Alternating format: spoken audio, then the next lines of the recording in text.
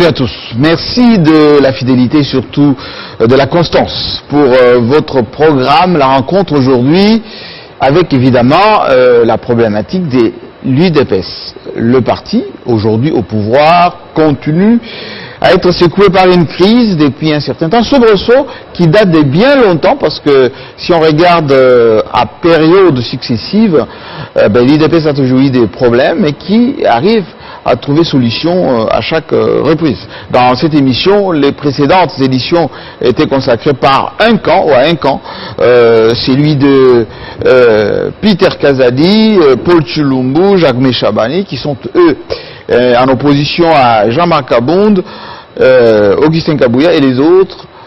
Tous ils se disputent quoi? La régularité, la légitimité, mais aussi le respect des textes, le fameux article 26 de leur règlement d'ordre ou de leur statut.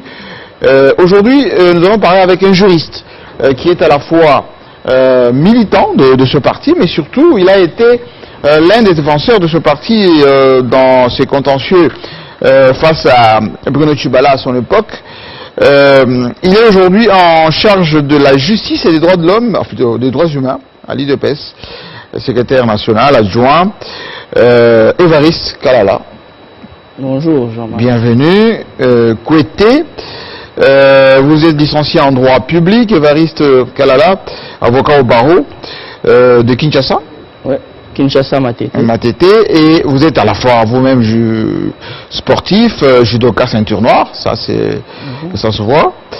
Vous occupez donc ce poste depuis combien de temps? Secrétaire national chargé des droits de l'homme. 2 ans. 2 ans. Alors, votre parcours, c'est que vous avez été un peu l'œil de l'UDPS par rapport aux violations des droits de l'homme, tout ce qu'il y avait comme exaction. C'est vous qui étiez les points focaux avec les ONG, avec les Nations Unies et tout ça. Oui, en quelque sorte, mais j'étais pas seul. Oui. Il y avait un collectif d'avocats qui était dirigé par le feu bâtonnier, Jean-Joseph Mukendi, avec tous mes hommages et d'heureuses mémoires. Donc c'est dans ce cadre-là qu'on a évolué et on a servi le parti. Mais on disait aussi à l'époque que vous en faisiez un peu trop. Il y avait parfois des faits qui n'étaient pas avérés. Vous noircissez un peu trop les traits, vous ajoutez des victimes, des blessés, tout ça pour valider un peu votre combat vis-à-vis du pouvoir. Aujourd'hui, avec recul, vous reconnaissez qu'il y avait un peu trop d'exagération dans cette affaire? Non, mais c'est des supputations. C'est à ceux qui allèguent les faits de les prouver. Oui. Nous sommes là, nous sommes aujourd'hui au pouvoir et nous allons relever le défi de remettre le pays sur les rails. Et voilà. Ceux qui pensent qu'à l'époque nous étions maximalistes, on exagérait, c'est à eux de prouver la chose. Et aujourd'hui, vous pensez que les droits de l'homme sont respectés? Mais écoutez, c'est un cheminement. On a fait un pas. Je peux donner des exemples concrets. Vous savez tous ceux qui nous suivent savent qu'à l'époque, les citoyens qui marchaient paisiblement dans les rues étaient interpellés pour qu'on voie qu'est-ce qu'ils avaient dans leur téléphone portable. Dès qu'il y avait une image de Tshisekedi ou un truc comme ça, on t'arrête, on te fait payer des amendes, c'est le cachot et tout ça. Aujourd'hui, mais je vous dis... Comment on peut arrêter quelqu'un pour l'image de Tshisekedi lorsque l'UDPS était un parti reconnu, participait aux élections, vous organisez des manifestations et vos leaders marchaient? Mais là, je suis effectivement en train de vous montrer les avancées qu'il y a eu en termes de droits de l'homme et de respect des libertés. Le public qui nous suit sait de quoi je parle. Et nous, malgré qu'on a la télé, malgré que vous avez Télé 50, vous ne pouvez pas créer votre monde à vous. La réalité, elle est celle-là et on doit la reconnaître. Il y avait des personnes qui, paisibles citoyens, se promenaient dans les rues et étaient interpellés. C'était dans le but de créer la terreur, mais ils étaient quand même interpellés, on leur extorquait un peu d'argent, on les mettait au cachot. Ça n'existe plus aujourd'hui, ces histoires de bureau 2 qui te montrent un papier un peu avec des écrits qui ne se voient pas bien et qui te mettent au cachot juste parce que tu as dit un mot qu'il ne fallait pas.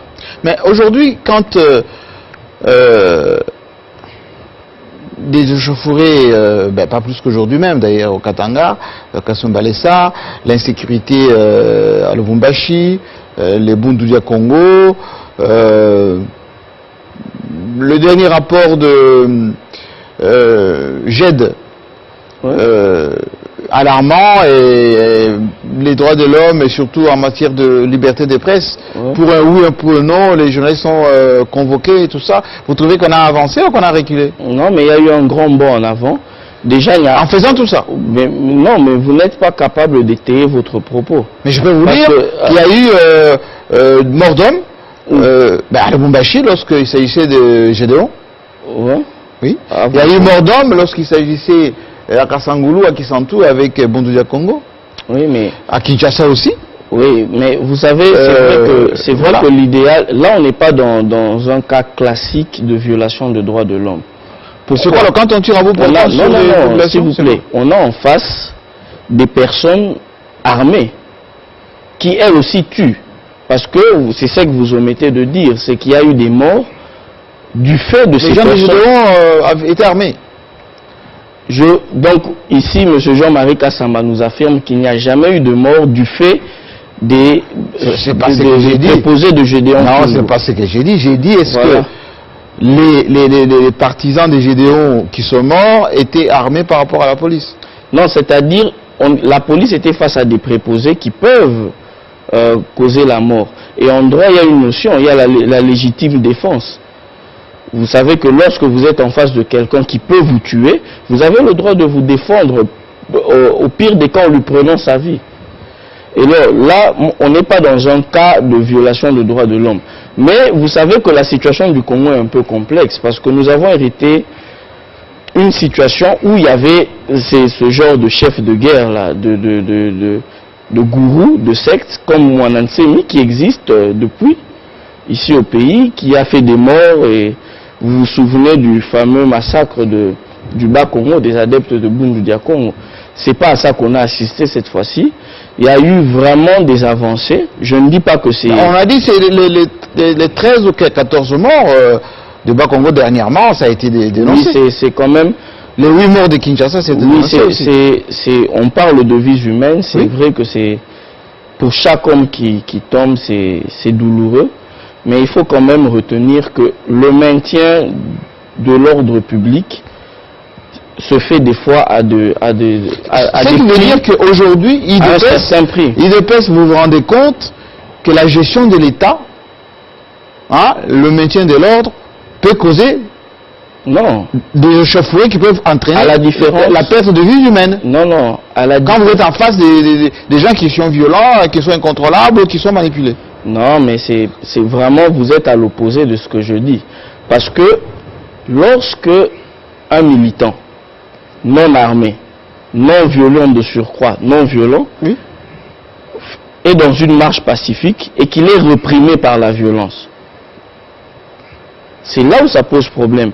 Ici, nous sommes en face des adeptes. On a vu des marches, on a vu des meetings. On a eu le meeting de Lamouka au terrain Sainte-Thérèse, qui a même été, tenez-vous bien, retransmis à la RTNC. Est-ce que ça s'est déjà fait? Ça n'était pas retransmis, c'était juste filmé et diffusé. Oui, mais est-ce que ça a déjà été fait? Si, il y a eu des choses retransmises. Je vais juste vous poser une question un peu plus philosophique. Est-ce que l'UDP, c'est un parti non violent ou violent? Au fait, nous sommes et nous restons un parti non violent. Alors, mais la non-violence, elle peut être passive ou active. Ça, Autrement dit, lorsque je me défends, je tombe dans un cas de légitime défense, c'est une non-violence active. Ce qui veut dire que chaque fois quand il y a moindre sujet de discussion, vous brûlez le pneu, vous barricadez les rues, ça c'est quoi? Non-violence ou c'est revendication? Non, vous savez, c'est très important que je revienne là-dessus. Vous savez, parce que vous-même, vous avez fui cette dictature à l'époque, la dictature de Mobutu, pour aller en exil en Europe. Il y avait une dictature très sanguinaire dans ce pays, et qui avait tendance, et qui avait déjà chosifié le Zaïrois de l'époque, le Congolais.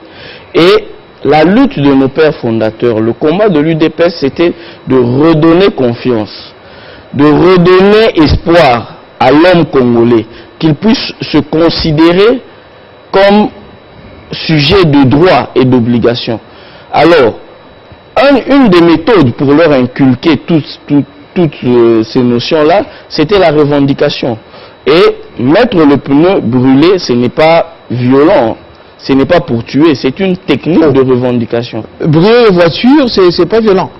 Brûler les bus, c'est pas violent. Mais ce n'est pas propre à l'UDPS. Vous êtes d'accord avec moi que les États-Unis, c'est une grande démocratie? Non, je vais essayer de mieux comprendre. Ok.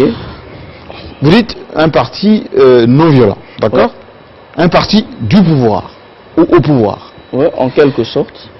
Oui, mais vous êtes au pouvoir déjà. Oui, en quelque sorte. Alors, expliquez-moi pourquoi un parti au pouvoir, qui est censé gouverner, à chaque fois qu'il y a un sujet d'actualité, la première action à faire, c'est barricader, c'est brûler, et c'est même quelquefois piller. On a vu d'ailleurs entre discussions entre vous, au sein de l'IDPS, les camps Kabound, les grands, l'autre camp. Non, mais c'est pas des camps, c'est des personnalités. Il y a eu même quelqu'un qui déjà des personnalités qui ont des divergences de vues sur certaines questions. Mais pourquoi c'est brûlé? Pourquoi il y a eu des blessés Oui, c'est ça qui est triste, il y a des dérapages des fois, mais ce n'est pas propre à l'UDPS. Il y a des grands partis comme l'ANC, vous verrez qu'il y a lors de revendications comme ça, vous êtes en charge des droits de l'homme. Ça ne vous préoccupe pas, ça? Si, mais seulement nous le traitons à l'interne. Parce que c'est vraiment des questions qui relèvent de notre vie interne. Alors, maître, je vous reçois parce que j'ai signalé tout à l'heure que vous étiez en charge de la justice et des droits humains au sein de l'IDPS, mais vous avez aussi, comme qui dirait, la légalité un peu de votre côté. Aujourd'hui, à l'IDPS, pourquoi ça ne marche pas? Il y a eu moult médiations, pas plus qu'il y a à peine 2 jours. Le président de la République a reçu les cadres de l'IDPS à qui il a demandé d'être un peu, je dirais, responsable, de taire un peu toutes ces divergences pour avancer. Pourquoi ça ne marche pas? Pourquoi cette indiscipline des camps? Non, mais d'abord, il faut le préciser, il n'y a pas de camp dans l'UDPS. L'UDPS est un et unique. Il y a des divergences de vues. Et ces divergences de vues tournent autour de l'interprétation des statuts. C'est un débat d'interprétation. Et dans toute organisation qui se veut démocratique, il faut réellement qu'il y ait débat lorsque l'interprétation des statuts pose problème. C'est ça qui prouve d'ailleurs que l'UDPS, c'est un parti démocratique. Mais c'est vrai, il y a des petits dérapages. Oui, c'est des très petits dérapages, mais ça fait partie de l'apprentissage, ça fait partie de notre expérience. Ça fait partie de l'expérience qu'on gagne. Il faut déjà élaguer cette histoire-là de camp. Il n'y a pas de camp. Mais lorsque Peter Kazadi, à votre place, Peter Kazadi dit Kabound n'a jamais respecté nos statuts, en l'occurrence l'article 26. Ouais. 2. Paul Tshilumbu, qui continue à contester sa suspension, il a été remplacé par un autre. Jacques Chabani, qui s'occupe des élections, viré sans management, et il conteste. Il y a énormément d'irrégularités, disent-ils. Et vous, l'homme de loi, vous dites quoi? Je dis d'abord que j'aurais cru que vous alliez affirmer que Peter Kazadi vous avait dit que Jean-Marc Kabound, le président AI, n'est pas de l'UDPS. C'est pas ce qu'il a dit. Et vice-versa. Jean-Marc Kabound n'a jamais dit nulle part que le professeur Paul Tshilumbu ou maître Peter Kazadi n'était pas de l'UDPS. Donc en réalité, il y a une divergence de vue et c'est légitime. Il parle de non-respect des textes. Mais justement, c'est d'usurpation de... Oui, c'est par rapport à l'appréhension. C'est par rapport à l'appréhension qu'ils ont d'une certaine interprétation de ces textes-là. Et de ce débat d'idées, la thèse et l'antithèse, il va jaillir une synthèse. La lumière jaillira, et puisqu'on se reconnaît tous de l'UDPS, on suivra la lumière. Je ne vois pas... Mais sur la question quel leadership? D'abord, je crois que les auditeurs de Télé 50 ne sont pas une instance habilitée à trancher ce litige-là. Ce sont des observateurs. Mais voilà, mais c'est ils sont très attentifs au fonctionnement du parti qui les gouverne. Oui, mais tout à fait. Vous êtes en coalition avec le FCC, tout à fait, vous êtes quand même le parti du président. Et vous voulez me dire que dans tous les partis politiques, comme dans toutes les organisations humaines, comme dans nos familles biologiques, les problèmes ne manquent pas. Mais ce n'est pas aux membres de la famille de venir exposer ces problèmes-là à la télé. C'est-à-dire, on a des petits pépins liés à toutes les organisations, inhérentes à toutes les organisations. Vous avez tendance, maître, à minimiser, mais c'est pas le cas. Parce que quand je minimise parce que je ne suis pas venu... Quand on parle des irrégularités dans les décisions prises par Jama Kabound, en l'occurrence, les suspensions et les mises en place, alors qu'il n'a pas qualité pour le faire, parce qu'il est haï, ça c'est pas minime, ça. N'est-ce pas une divergence d'interprétation des textes? Parce que quand il s'agit de l'interprétation de l'article 26, c'est une divergence de vue liée à l'interprétation. Mais qui a des conséquences sur la vie des gens. Lesquelles, par exemple? Exemple, Peter Kazadi dit, le secrétaire général Kabouya ne devait pas être nommé par Kabound parce qu'il n'a pas qualité. Maintenant, le secrétaire général engage le parti, dirige le parti, décide même dans la prise de décision, c'est une décision pour même la mise en place des institutions, des nominations, etc. Ça, c'est plus sérieux. Non. Deuxièmement, vous n'arrivez pas à me dire en quoi ça bloque le fonctionnement du parti. Mais ça bloque parce que ça bloque. N'eût été le Covid-19, les réunions des cellules de l'UDPS se tiennent, les parlementaires debout se rencontrent, tous les mouvements associatifs ont leurs réunions régulièrement. Vous n'arrivez pas... Non, mais il faut me démontrer, avant que j'entre dans ce débat-là, en quoi ça bloquerait le fonctionnement du parti. C'est un débat sur l'interprétation des textes. C'est des notoriétés publiques. Oui, mais... À plusieurs reprises, on a empêché Kabound de mettre ses pieds là-bas. À plusieurs reprises, on a empêché Kabound de mettre ses pieds à votre siège. Avec le camp d'en face, vous regardez en chien de faïence. Vous arrivez jusqu'au mât. Il y a des divergences de vues, c'est vrai. Il n'y a pas de camp.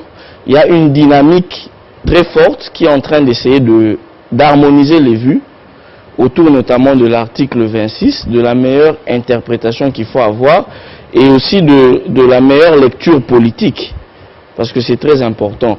Mais moi, je ne suis pas là ici pour parler des petits problèmes bénins ça nous aide à comprendre. Non, mais je veux plutôt... Et surtout à rassurer ceux qui suivent. Non, parce que eux, ils regardent le parti qui est censé diriger le pays. Ils attendent qu'il soit un peu, je vais dire, organisé. Ce qui n'est pas le cas. Non, mais il ne faut pas confondre organisé et dictature. L'UDPS, comme je l'ai dit tout à l'heure, là, s'est battu réellement pour que la pensée unique n'ait plus place au Congo. Donc, on ne peut pas interdire à Prof Chilumbu ou au secrétaire général Augustin Kabouya d'avoir une opinion sur une question donnée. Alors, vous dites... Même si elle est contraire à celle de la majorité ou à celle de tel, on ne peut pas le faire. Il y a réellement une liberté d'expression. Moi, je suis plutôt venu communiquer autour du fait que l'UDPS est réellement une machine politique. Nous allons accompagner le chef de l'État et nous allons relever le défi de corriger tout ce qui a été mal fait et de mettre le pays sur les rails. Bon, comment vous allez accompagner les chefs de l'État si déjà vous-même, vous n'êtes pas mieux organisé? Mais c'est ce que je vous dis. Parce que ça fait quand même 2 ans mais, que vous êtes au pouvoir. Monsieur Jean-Marie, c'est que vous appelez des ordres, ça peut être un ordre qui relève d'une sphère que vous n'arrivez pas à comprendre. Quelle sphère? Donc, c'est-à-dire ce que vous considérez comme le désordre de l'UDPS, ça peut être une forme d'ordre. Et donc vous faites ça exprès? Non, c'est pas ce que je dis. Je dis que c'est un mode. C'est un mode c'est un mode de résolution des divergences de vues. Il y a des fois des rapports de force interne, c'est nécessaire. C'est nécessaire Et vous pensez que on peut arriver jusqu'à l'intervention de Maman Marthe, jusqu'à l'intervention du président de la République qui doit être détaché complètement de l'UDPS? Quand vous parlez de la première combattante, Maman Marthe, il faut retenir qu'elle est d'abord, c'est une combattante. Elle est membre de l'UDPS. Parce que vous voyez que vous n'avez pas concerné par les problèmes internes du parti. Mais moi, je ne suis pas venu ici parler de tous ces faits. C'est des faits bénins. Alors, revenons maintenant au fonctionnement. Parce que vous dites qu'on parle de la manière dont l'UDPS fonctionne, etc. Vous étiez en alliance avec, je ne sais pas si vous êtes encore en alliance, avec le CACH, c'est-à-dire l'UNC, le Vital Caméré. Au sein du l'UDPS, il s'est dégagé toute une fronde anti-Caméré, anti-UNC, avec vos militants qui se réunissent souvent, qui lancent des slogans, des vidéos, etc., de la diabolisation, etc. Aujourd'hui, vous pensez que l'ambiance est bonne ou pas bonne? Non, mais... Ou vous avez le vin est tiré, c'est fini? Non, au-delà de nos émotions, oui. Et le président Vital Kamerhe doit le savoir, parce que c'est un politique rodé, au-delà de nos émotions, il y a l'intérêt général, il y a aussi les intérêts particuliers, et on en tient compte dans les calculs politiques. Ce n'est pas... La clameur publique. Non, mais vous ne comprenez peut-être pas vous-même votre question. Non. Parce que vous voulez savoir... comprends tout à fait. Voilà. J'aimerais bien avoir rapport avec savoir si le fait que certains militants de l'UDPS critiquent Kamerhe, oui. ça ne va pas voilà, c'est ce que je vous dis. Oui. Ce sont des émotions, c'est pas officiel. Il n'y a aucun communiqué de l'UDPS. Mais si vous laissez faire, comme je vous ai dit, vous êtes secrétaire national, est-ce que, par exemple, vous vous souvenez que le président Aïe Jean-Marc Abound a sorti un communiqué, une circulaire, dans laquelle il demandait, il appelait les militants, les combattants de l'UDPS à la circonspection par rapport au dossier de Vital Kamerhe. Ça veut dire qu'on ne voulait pas, nous l'UDPS, dire Kamerhe est innocent ou Kamerhe est coupable, de peur de créer une opinion et mettre le magistrat en difficulté. Parce que le magistrat vit aussi dans cette société. Il ne faut pas créer une opinion autour du dossier. C'est pour ça qu'il a suspendu pour Tshilombo. Mais écoutez, moi je ne suis pas ici pour parler de... Mais c'est sur base de ça, parce qu'on a vu des communiqués. Non, c'est une décision interne. Vous n'êtes pas une instance du parti. Ah, mais c'était rendu public, hein, c'était un communiqué. Hein. Donc ça nous concernait aussi. Mais écoutez, c'est une affaire interne. Vous avez suivi le président Aïe Jean-Marc Abound sur les antennes de Top Congo. Oui. Il n'a pas nié que le professeur Paul Tshilombo est membre de l'UDPS. Il ne l'a pas nié. Je n'ai pas dit. Vous savez que... Je n'ai pas dit qu'il a été radié du parti. J'ai dit qu'il a été suspendu parce qu'il s'est exprimé sur les cas Kamerhe. Mais, monsieur Jean-Marie, oui. Vous avez toute une chaîne ici. Oui. Je ne vous ai jamais vu faire une émission sur les problèmes salariales de vos employés ou de vos journalistes. Parce que seulement c'est un problème interne. Et c'est... Au demeurant, ça n'empêche peut-être pas Télé 50 de fonctionner. Et c'est pareil pour l'UDPS. Nous avons nos pépins, nous avons nos mécanismes internes de résolution des problèmes. Et on ne va pas embêter les téléspectateurs de Télé 50. Vos rapports avec Kamerhe, aujourd'hui, c'est à quel niveau? Très franchement. L'alliance cash tient, jusqu'à preuve du contraire. Et je crois que... l'alliance cash est un acte établi en sein privé entre deux formations politiques. Ça n'engage pas l'État. Donc les lois de la République sont au-dessus de cette fameuse alliance. Donc le chef de l'État lui-même, voulant faire instaurer l'État de droit, il veut que la justice soit indépendante. Et comment ça n'empêche pas vos relations quand l'un de vos... Non, mais je crois que, comme je vous l'ai dit, le président Vital Kamerhe, c'est un routier de la politique, il comprend bien la politique. Il sait que l'alliance FCC Cash, ce n'était pas une alliance autour d'une affaire. C'est une alliance politique, ça veut dire qu'il y a un idéal. Et l'idéal qui nous liait, c'était effectivement l'instauration d'un État de droit. Autrement dit un État dans lequel tous les citoyens sont en dessous de la loi, quel qu'il soit. Alors, je repose ma question. Très franchement, vous pensez que les membres de l'UNC, les cadres de l'UNC, se sentent aujourd'hui en bon terme avec vous? Non, mais on ne fait pas un calcul politique sur des émotions. On ne va pas, nous, UDPS surtout, je ne peux parler que pour nous, je ne pense pas que nous, l'UDPS, nous allons faire un calcul politique sur base des émotions. Sinon, on ne serait pas en alliance avec le FCC. Mais si par exemple, dans les négociations qui arrivent bientôt, là, pour les gouvernements ou pour les entreprises, l'INC se voit minoré, parce qu'on dit même d'ailleurs que au niveau des cabinets ministériels, certains conseillers sont déjà écartés au niveau du cabinet du président. Mais écoutez... Certains conseillers proches de Vital. Hein, non, mais il ne faut pas mettre la charrue avant le bœuf. Toutes les négociations en politique répondent à certaines règles. Oui. Et je crois que il doit y avoir un nouveau gouvernement. Un nouveau paradigme. Non, mais ces négociations-là, comme celle de Nairobi, répondront aux mêmes règles. Ça tient encore Oui, mais bien sûr. C'est Nairobi tient encore? Mais oui, c'est entre l'UNC et l'UDPS, pas entre les individus. Son Excellence, le président de la République, Félix Antoine Tshisekedi, représentait l'UDPS, parce que pour votre gouvernement, avant la signature des accords de Nairobi, il y a eu un rapprochement des deux bases ici à Kinshasa. Donc, il ne faisait qu'entériner la décision de la base. Est-ce que ce n'est pas une langue de bois de penser que les violons s'accordent toujours quand on voit les gens de l'UNC tous les jours à Makala, les cadres ne disent plus rien, le cœur n'est pas l'ouvrage. Non, mais le procès pend un peu au nez de tout le monde, enfin, non, surtout à l'UNC. Comme je vous l'ai dit, le président Vital Kamerhe c'est un routier de la politique. Il sait c'est pas la première arrestation qu'il y a eu au cash à ce niveau-là. On a eu, pour ne pas citer le nom, quelqu'un de très proche au président, qui était à la présidence de la République. Mais qui n'a pas été à Makala pour... Si, il a été à Makala. Mais pas pour autant de fois. Il n'a pas été, mais il n'est pas resté à peine quelques jours. Ce n'est pas à l'UDPS d'instruire les dossiers. Et ce n'est pas à l'UDPS d'attribuer la liberté provisoire ou conditionnelle. Mais les coups de fil se passent quand même. Non. On ne peut pas dire qu'on instaure un état de droit au grand jour et la nuit passer des coups de fil. Ça ne tient pas. On ne serait pas logique avec nous-mêmes. C'est justement pour ça que ça vous blesse un peu. Non, moi, ça rien ne me blesse, moi. Ah, ok. Je pose des questions. Juste des questions. Voilà. Aujourd'hui, pour vous, depuis 2 ans, est-ce qu'il y a avancé ou il y a reculé? Il y a des, comme je l'ai dit, j'ai parlé des libertés publiques, j'ai parlé du standard des droits humains qui a vraiment avancé. Il y a un grand bond en avant. C'est ce qu'a dit GED, il s'est trompé?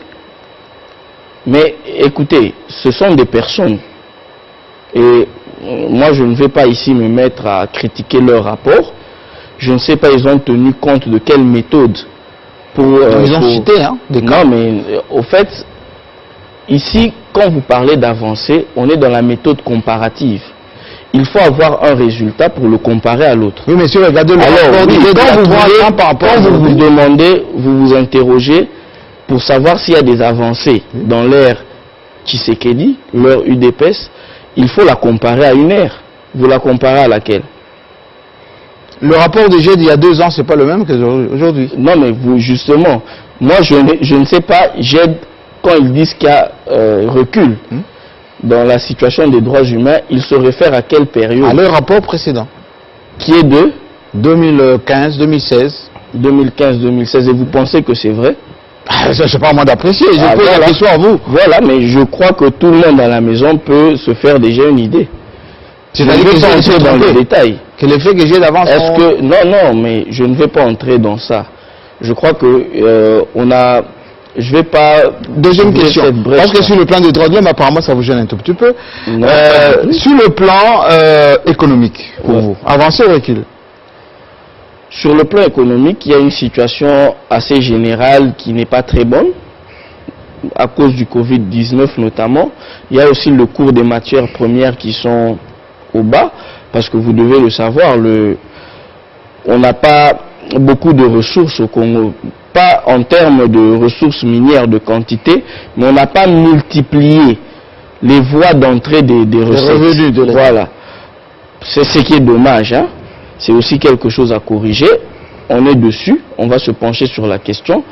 Et comme vous devez le savoir, les décisions économiques, la situation économique actuelle, c'est le résultat des décisions économiques passées. Ça, c'est un fait en économie. Alors, aujourd'hui, vous avez appris que le prix de l'essence à la pompe a baissé. Non.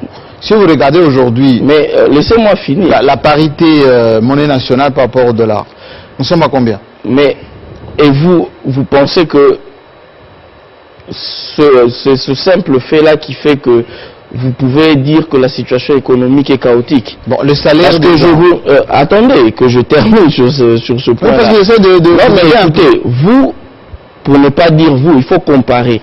à une certaine époque. En 97, par exemple, le dollar était à combien par rapport au franc? Vous verrez qu'il y a une dégringolade. Donc c'est une situation... on a laissé... il n'y avait pas de franc. Vous avez... Je ne dis pas vous, hein, je ne parle pas de vous. Je dis quand vous avez laissé le véhicule sans frein sur une pente, mais il va continuer à chuter. Même si quand vous changez de pilote, il faut un temps au nouveau pilote pour prendre les repères, freiner et commencer à remonter. Donc, bon, si par exemple, je voudrais certainement que vous comprenez que l'ensemble des indicateurs économiques actuels auxquels on peut se référer ont été grévés par les décisions passées. Si on prend la courbe de croissance de la RDC depuis 2001, cette croissance était, ou plutôt cette courbe était en ascendante. Depuis 2001 jusqu'à 2018. Comment expliquer qu'elle est maintenant descendante? Non, mais vous tenez compte de quoi? De la vie d'un certain groupe de personnes. Non, on est dans un pays où allez voir, non mais allez voir, quand vous parlez il y a des indicateurs sociaux qui peuvent vous montrer si la courbe est ascendante. Moi je ne vais pas le... Non, on ne peut pas... Hein? Non, mais c'est quel rapport? Tous les rapports? Non. Ça c'est pas le coup. Mais vous prenez pas me faire le coup de la photo. Attendez. C'est quel rapport? Non, vous prenez ben, je peux vous donner le rapport. Oui, mais tous les économistes vont vous dire que depuis 2001 jusqu'à 2018, la courbe de croissance de la RDC était ascendante. Ascendante? Oui. Sur quel point? Sur le plan économique, la croissance. Non, mais on a même connu ici la croissance presque à 2 chiffres. En 2015. Je peux être clair. Oui. La situation sociale s'est dégradée entre-temps.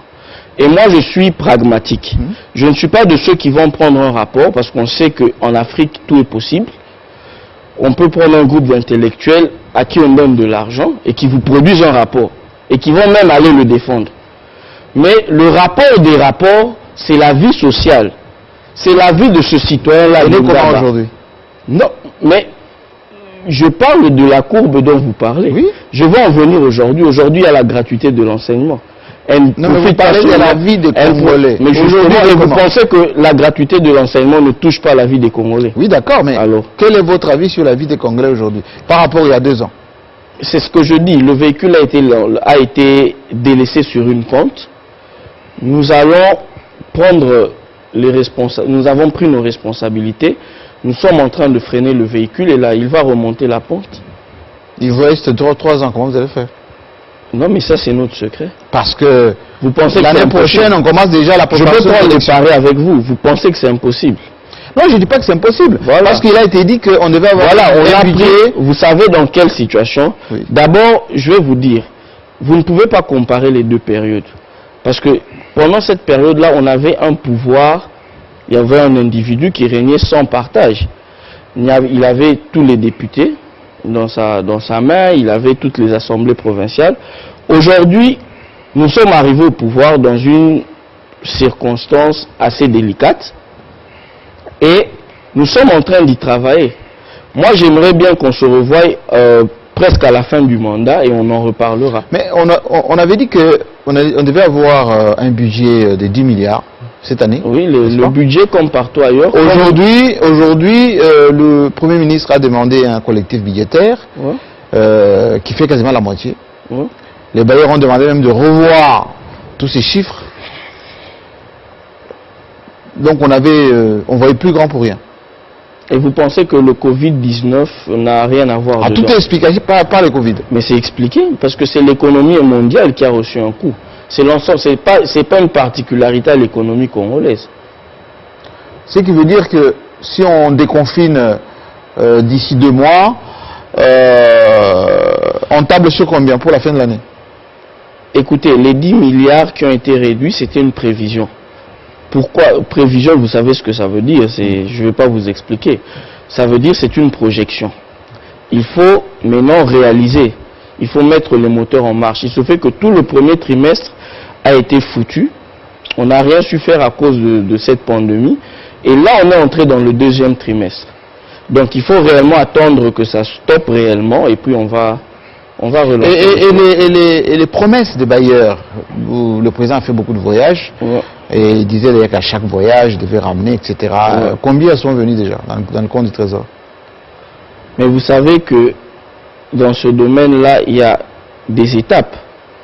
Vous en convenez avec moi? J'ai juste posé la question. Voilà, mais il y en a, ils vont... Combien on a déjà? Mais pour il y a le confinement. Vous pensez qu'avec ce confinement, ils vont se déplacer? Ce sont les écritures comptables, hein? Non, mais de ce côté... On n'a pas besoin de se déplacer pour mettre l'argent sur notre compte. Vous devez tourner la page, prendre votre mal en patience. Parce que on ne l'a pas souhaité, mais il y a le Covid-19. Et le Covid-19, malheureusement, vous allez dire... C'est l'excuse à tout. C'est ce que je disais, vous allez dire que c'est une excuse à tout, mais malheureusement, c'est une excuse partout. Et on pourra faire les élections l'année d'après avec les Covid, là. Parce qu'il faudra beaucoup d'argent, hein, presque 1 milliard de dollars. Ça dépend, mais le ministre sait, il paraît que vous avez des bonnes relations. Ah non, j'ai de bonnes relations avec tout le monde. Voilà, c'est ce que je disais d'ailleurs. Les présidents y compris. C'est ce que je disais à propos du ministre Sélé. Oui. Et donc, il pourra vous en dire long.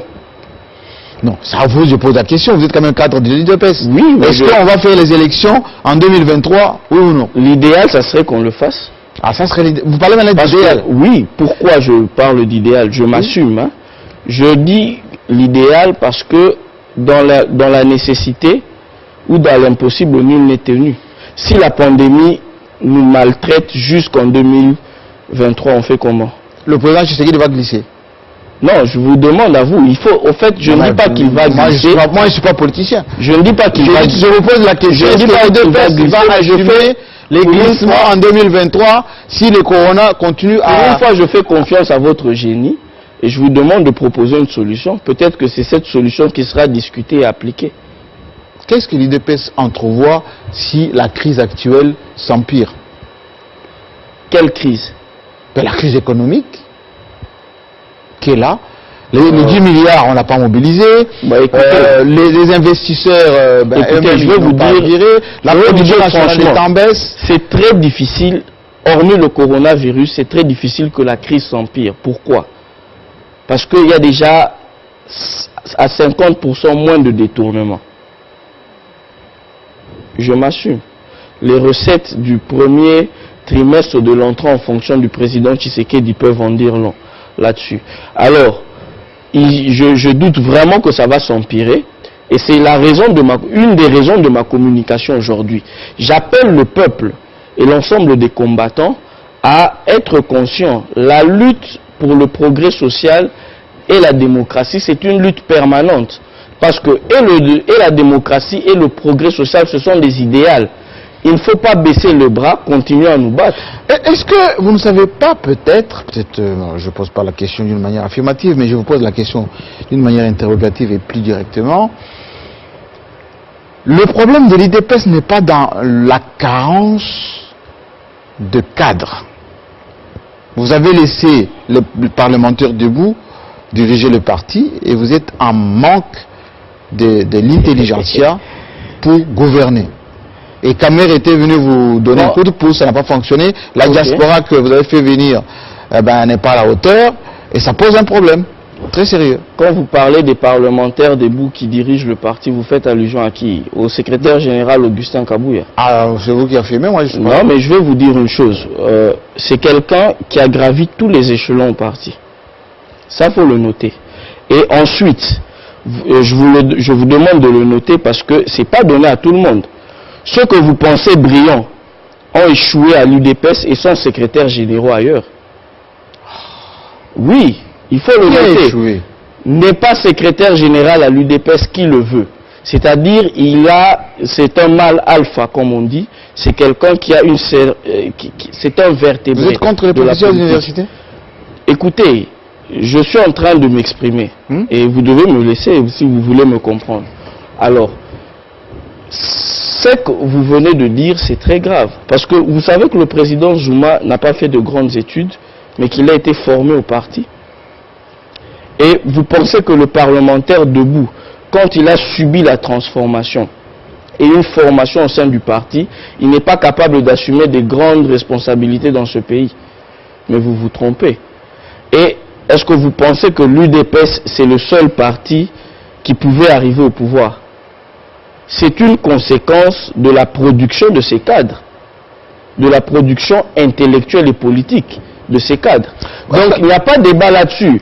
Vous voyez des grands partis comme MLC, le secrétaire général là-bas venait de l'UDPS. Et il n'a jamais été secrétaire général à l'UDPS. Elle n'a jamais été secrétaire générale à l'UDPS. Voilà. Elle s'est limitée à être sectionnaire, je pense. Là où elle a échoué, Augustin Kabouya a réussi. Il a réussi. Et je prends l'exemple du secrétaire général du PPRD. Et il a fait ses classes, malheureusement, il n'a pas... Mais le problème, c'est ça, justement, vous avez perdu l'intelligentsia au profit des parlementaires de Non, mais si on avait réellement... Les Mavungu, les Belchika, les Corneille Moulumba, tous ces... les François Mamba, toutes ces têtes pensantes ont délaissé l'IDPS et ça laissé le pouvoir à tout ça. La technicité est liée, toujours. Maintenant, vous en avez Parce que tous ces partis-là, certains concouraient à la conservation du pouvoir, d'autres à la conquête. Mais c'est l'UDPS avec ses parlementaires debout, avec ces cadres que vous estimez ne pas être compétents, qui est arrivé au pouvoir. Donc, je vais les concours de l'UNC, il faut l'avouer. Non, mais il faut avoir l'intelligence de mettre en place des alliances. Ça revient toujours à l'UDPS. Vous comprenez? Donc, il faut vraiment... Quelle est votre appréciation de la récompense faite à la diaspora qui est venue avec le président? Et quel bilan faites-vous de leur prestation? Mais comme partout, ici vous avez engagé des fois, ici à Télé 50, vous avez des fois engagé des personnes qui n'ont pas été satisfaisantes. Parce que la règle en cette matière-là, c'est... il faut tester la personne, il faut lui faire confiance. Votre appréciation? Oui, mais il y a des membres de la diaspora qui sont très compétents. Citez-moi 3. Qui travaillent bien. Non, mais je ne peux pas tourner autour des personnes. Mais ça serait tombé dans des avoués. Beaucoup de sur GMK rencontre. Attendez. Si vous voulez qu'il plus Moukoko que les a désavoués. La plupart de vos militants les désavouent à travers toutes les vidéos qu'on voit. Et d'ailleurs... mais personne de ces gens ne vient défendre le président comme vous êtes venu aujourd'hui. Je vais vous dire une vérité aujourd'hui. Oui. Un militant de l'UDPS aurait beau faire une pétition avec 100 000 signatures. Mais qu'est-ce qui lui prouve qu'à l'opposé de lui, il n'y a pas 3 millions de signatures? Bon, vous voyez. Donc l'UDPS, c'est un espace d'expression libre. Et d'insultes? Non. Il y en a, ça peut arriver quand on a vu certains autres politiciens insultés qui n'étaient pas de l'UDPS, qui ne sont pas arrivés à se contenir. Vous n'allez pas me dire que c'est propre à l'UDPS. Quand on dit que vous êtes intolérant comme parti, oui ou non? Bon, on a, nous, l'UDPS, l'habitude d'être mal aimé un peu par les autres formations politiques. Vous dites Parti populaire, mal aimé comme... Je m'assume. Mal aimé par les autres formations politiques, par certains laboratoires et tout ça. On s'est consolidé dans cette situation-là. C'est pour ça que je veux... L'intolérance des autres, c'est les autres qui sont intolérants à notre égard. Parce qu'ils estiment qu'on est trop carré, trop cartésien. Et c'est là où vous êtes intolérant. Votre seule réponse, c'est peut-être le fait qu'on reste attaché à nos principes. Et dans une société où les personnes aiment les raccourcis, donc Tchala Nouboué, dans une société où les gens aiment ça, c'est normal que les personnes qui tiennent aux principes ne soient mal aimées. Et ça ne peut que nous renforcer dans notre position. Parce que l'objectif, c'est de réellement transformer le Congolais le FCC, c'est votre partenaire franc ou vous jouez double jeu avec le FCC? Non, mais je vais vous dire, l'UDPS, dans tout ce qu'elle a fait, elle a toujours été franche. De négociations du Palais des Marbres 1, 2, Sal City, l'UDPS a toujours été franche. À Genève, l'UDPS a été franche. Donc, avec le FCC, l'UDPS est franche. Si vous êtes capable de faire amende honorable et de travailler pour l'intérêt du peuple, on ne voit pas pourquoi, si vous êtes Congolais comme nous, on va se tirer dessus. Et parce que si vous êtes franc, maître, je vous pose cette question et le peuple vous suit, si vous êtes franc, comment vous pouvez entretenir des laboratoires pour dénigrer ou vilipender votre partenaire FCC? Je ne répondrai à ça que si vous prouvez que l'UDPS entretient des laboratoires. On voit les gesticulations de certains des évêques, enfin, supposé c'est qui est vrai, certains illuminés, des comédiens, et tout s'il ça. vous plaît. Oui. Ce qui est vrai, c'est que les combattants de l'UDPS jouissent d'une certaine liberté. Parce qu'on ne pouvait pas se battre contre la dictature et en instaurer une au sein du parti. Et au nom de leur liberté, au nom de leur liberté, ils tiennent des analyses. Ils peuvent insulter. Non, mais ils sont responsables de leurs propos. Et pourquoi ils peuvent être très... Mais s'il y a un... Écoutez-moi, est-ce qu'il y a déjà un militant de l'UDPS qui a été traduit en justice pour injure publique et l'UDPS s'est mis contre... Mais les qui qu'on arrête et puis le lendemain vous venez récupérer les motos. Ils ont été... Mais écoutez-moi, M. Jean-Marie Kassamba, nous sommes... Contrairement à la justice, la police, dans sa mission de maintien de l'ordre, nous sommes comptables de ces faits. Et c'est nous qui nous avons un droit de regard. Lorsqu'elle saisit les motos sans raison valable pour empocher quelques... Les gens qui ont le sens contraire, qui font des vandalismes sur la route, ça veut dire quoi? Oui. Et tout, c'est pas un secret. Oui. On arrête... On te donne un petit billet, un petit jeton, et tu relâches la moto. Non, la police vient, tous les motards, par exemple, qui respectent rien, qui brûlent de bus, qui roulent en sens inverse, etc. Là encore, on les arrête, vous avez au commissariat. Non. Le lendemain, vous venez membre de l'IDPS, au cas de l'IDPS, vous demandez au commissaire de vous livrer ces gens et puis vous voulez donner leur moto. Non, mais vous ne saurez pas prouver vos propos. Ça s'est déjà produit, hein. Non, mais il faut le prouver. Non, ça s'est répondu à Kinshasa. Non, mais je dis il faut le prouver. Moi qui vous parle, j'ai des fois collaboré. On vous donnera les images. Hein, oui, j'ai collaboré avec le commissariat provincial. Pour récupérer pour faire le plaidoyer des chauffeurs de Transco et d'Esprit de Vie. Nous nous rencontrons, c'est dans un esprit de collaboration, on participe. On n'oblige rien. On va leur faire voir qu'ici vous êtes en dehors des textes. Et généralement, ils sont très perceptifs et ça avance. Donc, il ne faut pas aller prendre des faits que vous comprenez à votre manière pour stigmatiser l'UDPS. Maître, vous êtes défenseur des droits de l'homme, sensible certainement aux droits des femmes. Il y a une femme qui a été victime, une veuve d'ailleurs, d'un évangéliste qu'on ne citera pas, mais cette femme clame aujourd'hui d'être aidée, d'être soutenue. Il y a un silence de l'IDPS par rapport à cette femme. Ok. Oui. Vous pensez que l'UDPS peut la soutenir sur quel plan? Spirituel, moral, financier? Surtout le plan clair. Sur le plan nécessaire. Autrement dit, d'abord, vous faisiez autrefois, je vais vous dire, venir en aide à quelqu'un en détresse, dénoncer les violations d'une femme. Je vais voir. Moi, ça tombe bien. Je suis du département droits humains. C'est mon département. Oui. J'en ai la responsabilité. Qu'est-ce que vous allez faire? Nous ne pouvons pas. Le premier fait, c'est que sur le plan de la justice, nous ne pouvons pas fonctionner sur base de supputation. Ça veut dire, sur des simples propos comme ça en l'air, on ne peut pas s'en saisir. Elle vient vous voir. Avec des éléments. Ouais. Par exemple, madame, venez voir le secrétaire national de l'IDPS en charge des droits de l'homme. Voilà.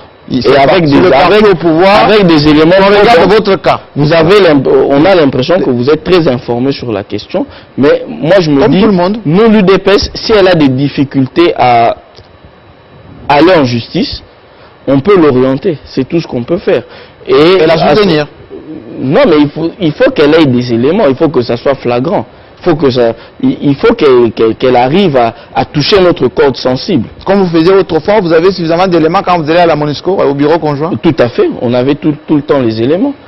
On nous recevait sur base de rapports. Et vous écoute, j'espère que il viendra vous voir. Pour terminer cette émission, maître, je vous pose des questions beaucoup plus, 2 ou 3 petites questions en prospective de ce qu'on va vivre peut-être dans les mois à venir. Le procès Kamere va avoir lieu le 11. S'il est condamné, vous allez continuer à travailler avec l'UNC? L'alliance, l'alliance, ce n'est pas une alliance intuite aux personnes. Donc, en tenant compte de la personne. Vous n'avez pas fait la caméra, on a affaire à l'UNC. Si l'UNC décide qu'il faut évaluer et qu'elle ne retrouve plus son compte dans l'alliance, c'est propre à l'UNC. Mais l'UDPS, je crois que soucieuse de respecter ses engagements, va rester dans la lancée de... Vous ne vous sentirez pas un peu isolé lorsque vous êtes en froid avec l'UNC aujourd'hui, avec le FCC vous jouez cache-cache, l'Amouka, bon, c'est consommé depuis longtemps. Stratégiquement, vous ne vous sentez pas un peu isolé? En posant la question, on a l'impression qu'il n'y a que l'UDPS qui a besoin des autres. Et vous pensez que tous ces autres-là n'ont pas besoin de l'UDPS? Non, je vous pose la question. Ah mais oui, c'est ça. Vous sentez comment si vous vous fâchez avec tout le monde? Non, mais il faut... Non, en politique, les fâchés ou pas fâchés, ce sont des émotions, ça. Et personne, aucun politique sérieux ne peut baser sa réflexion ou son calcul politique sur des émotions. Alors, je vous retourne la question. Vous pensez qu'il n'y a que l'UDPS qui a besoin des autres? Qu'est-ce que vous dites aux gens qui disent dans votre parti que Kabound et les autres ont peur du Congrès parce qu'ils vont perdre? Bon, écoutez, chacun est libre d'avoir une opinion. Et comme je vous l'ai dit, ce sont des opinions au sein du parti. La lumière va finir... Vous avez peur ou pas du Congrès? Répondez directement. Mais... Non, mais écoutez, le Congrès c'est un exercice démocratique normal auquel nous nous livrons. Quand? Mais est-ce que vous êtes membre de l'UDPS? Non, mais l'opinion doit le savoir. Vous êtes un parti populaire. Vous êtes un parti populaire. On vous pose la question, c'est quand le Congrès vous dit je suis pas membre de l'UDPS. Non, c'est quand? vrai, c'est que nous, on a notre calendrier et l'opinion sera... Mais pour quand? L'opinion sera au courant au moment opportun. Vous voyez, vous avez l'impression, en posant vos questions, qu'il y a deux hiérarchies ou qu'il y a un parallélisme au parti. Mais parce que les autres ne reconnaissent pas ce leadership-là. Ils veulent que le Congrès va nous mettre d'accord et on va choisir officiellement notre président, notre secrétaire général. C'est pour ça qu'ils veulent le Congrès. Non, mais je crois que vous altérez la façon de voir des personnalités politiques comme Peter Kazadi ou le prof Chilumbu ou l'éminent avocat Jacquemin Chabani. Vous altérez... Là, vous le flattez un peu, mais... Non, vous altérez un peu leur position. Pourquoi? Aujourd'hui, c'est une parenthèse que je fais, même s'il faut constater vacances. Il y a vacances. Oui, non, il faut constater sur le plan juridique. Ça va se faire où? Avec la hiérarchie existante. Triumvirat. Je suis juriste, je sais de quoi je parle. Triumvirat. S'il faut aller vers autre chose, il faut que ça soit constaté dans un organe. Il faut que ça soit constaté à un niveau. Et ça va se faire. Est-ce que ce que vous a dit le président Tshisekedi suffit pour éteindre le feu et garder tout ce monde au garde à vous jusqu'au Congrès? Vous posez mal le problème. Non, c'est ce qui vous a dit. Et ça risque d'orienter la compréhension des gens, des téléspectateurs. Il ne s'agit pas de... C'est un débat d'interprétation. C'est vrai, il peut y avoir des petits débordements. Le président peut demander que s'il y a des divergences, que ça se fasse dans les règles de l'art. C'est ce qu'il a dit. Voilà, c'est ce qu'il a dit. Et voilà, va calmer tout le monde. Non, jusqu'à la date probable du Congrès. Il peut pas non plus dire à tout le monde penser de la même façon. Oui, mais pour qu'il y ait de l'ordre, il faut que les choses fonctionnent d'une autre. Voilà, mais ce que vous devez retenir, c'est que dans tous les cas de figure, c'est un problème interne. Comme les problèmes de Télé 50, vous en avez tous les jours. Des fois, vous êtes invité au parquet, mais vous n'en faites pas une émission ici. Alors, nous, l'UDPS, nous avons nos petits problèmes, hein, ne vous inquiétez pas. Mais le prof Chilumbu, Jacquemin Chabani, ils n'ont jamais dit qu'ils ne sont plus de l'UDPS ou que le président Jean-Marc Kabound ou le CG Augustin Kabouya n'était pas de l'UDPS. Quoi? De respecter ce qu'a dit le président? Non, mais c'est des personnes que je vois presque quand je veux. Mais vous les voyez? Je n'ai pas besoin de... Mais vous les voyez plus parce qu'ils viennent plus là-bas. Si, je les vois. Je les vois et je n'ai pas besoin de leur adresser un message ici parce qu'on se voit. Dernière question. On reproche à ceux qui sont un peu proches de vous que l'argent que vos cadres cotisent ne modernise pas votre parti. Vous allez un problème interne. Vous allez au siège, il n'y a rien. Il faut faire un audit. Vous êtes pour ou contre? Non, mais l'audit, c'est un exercice démocratique. Et je crois que ça ne gêne personne. Il y a eu une commission qui a été mise en place, oui, qui attendait justement les éléments probants qui pouvaient permettre à cette fameuse commission de pister les éventuels détournements ou enrichissements illicites. Bon, pour le fait que je suis membre de cette commission, je peux vous dire qu'on n'a reçu aucun élément. On continue à attendre. Et je pense que auditer, c'est un exercice démocratique. Non, mais quand le demande l'audit, vous noyez le poisson. Non, moi, je dis que l'audit de l'UDPS, c'est un audit interne. Même si elle se fait par une organisation, un organisme externe, c'est une audit interne et ça nous concerne nous en famille. Mais pour vous mettre un peu d'eau sur la langue, je vous dis qu'il y a eu une commission dont j'ai été membre. Et ça donnait quel résultat? Il n'y a jamais eu de données. Ah, c'est là où le bas blesse. Mais si vous en avez, on vous attend. Ben, on attend les résultats de cette commission. Merci d'être venu. C'est moi qui nous éclairer un tout petit peu. Vous avez compris que c'est un avocat, donc il joue un peu avec le mot et les adverbes, etc. pour essayer de rassurer. Mais la crise, elle, semble être stoppée un tout petit peu par le président qui a demandé à tout le monde de se calmer pour aller au Congrès, qui viendra à la date qu'on décidera, enfin, qu'ils décideront. Une crise, c'est une situation de blocage qui empêche les institutions ou les organes du parti de fonctionner. C'est qui est le cas. Mais non, la CEP fonctionne, la présidence du parti fonctionne. Mais la CEP fonctionne avec nous sommes en pause. Mais écoutez, est-ce que la suspension, c'est une mesure administrative? Je recevrai la légalité ou pas de la suspension, c'est une autre question que nous pouvons régler à l'interne. C'est pour cela que je recevrai le nouveau supposé porte-parole de l'UDPS qui a remplacé virtuellement ou potentiellement Tshilombo très prochainement. Portez-vous bien et à la fois prochaine. Okay. Merci maître. C'est moi qui vous remercie. Merci.